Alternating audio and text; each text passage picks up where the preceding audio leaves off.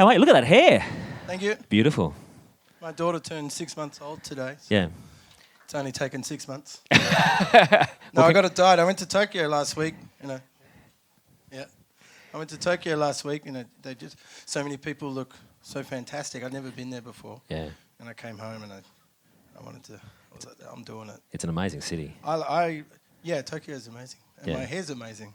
Both of them are it. amazing. Yeah. I don't know which one's more amazing. I think your hair just pips it. Tokyo's pretty good. Yeah, it is good. I know. Well, they're both great.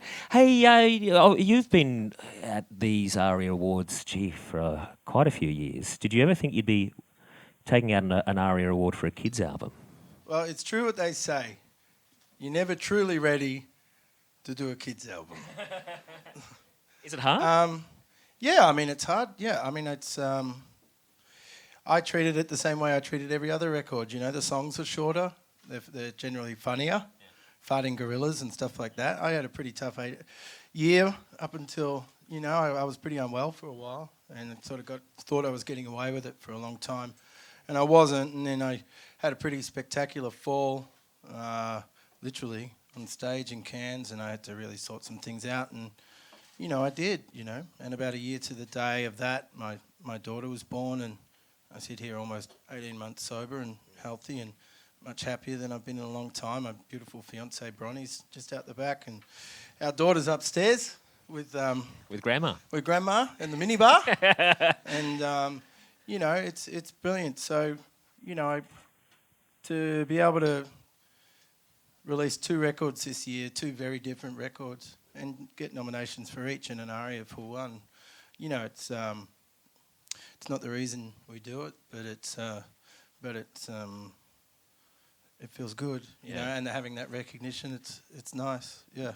The way you describe it, it does sound like that's kind of rock bottom that you hit when you hit it. Well, I think I decided that it would be, but then I'm sort of sober for a while, and I realised, well, there was fucking rock bottom before that. At this point, and at that point, I could have maybe had a bit of more of a think about things after that night, or that week,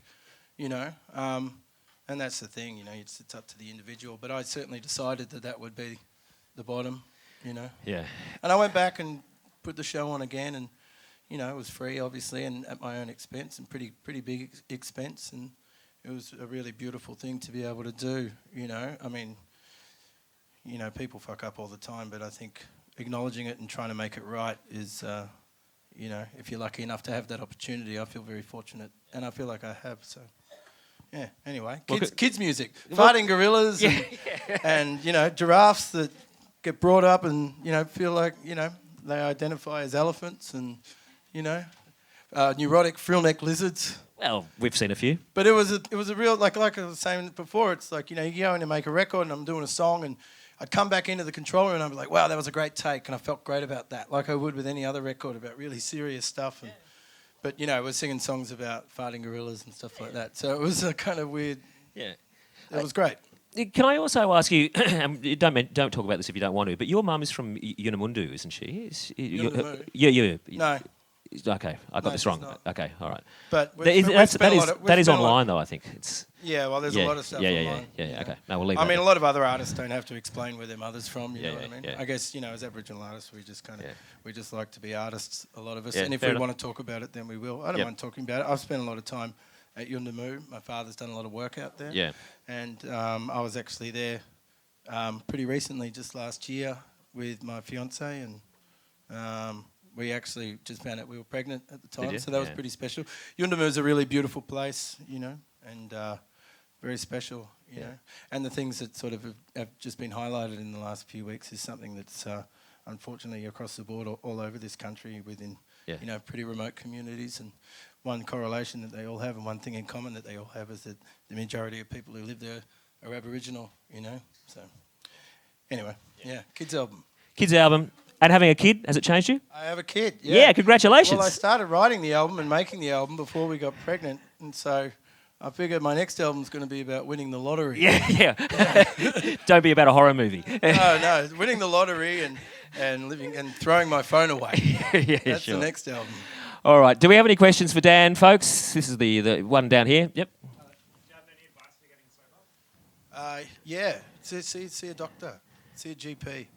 that's a good start. You know, a lot of us have GPs, and you know, it's someone that you can trust, but someone that's not really your family, or might be a family, but someone who knows what they're talking about. You know, as far as the physical side of things, and I think that's a good first start. You know, I was very lucky. I have Bronny, and I have my family and my friends, and I also have this industry as well. Most people out there are really healthy, and they can have a beer tonight and have a really late night and probably an early morning, and it doesn't mean that they're going to fall over. You know, for me, if I have a beer tonight, I might be fine, but in 18 months' time, I might be falling off a fucking piano stool again. Yeah, you know what I mean? So Yep. the advice I'd give is, you know, it's each to their own, obviously, but yeah, good first step is seeing your GP. Yeah. All right, folks. All right. Please a thank lot. Dan Sultan. Good on you, mate.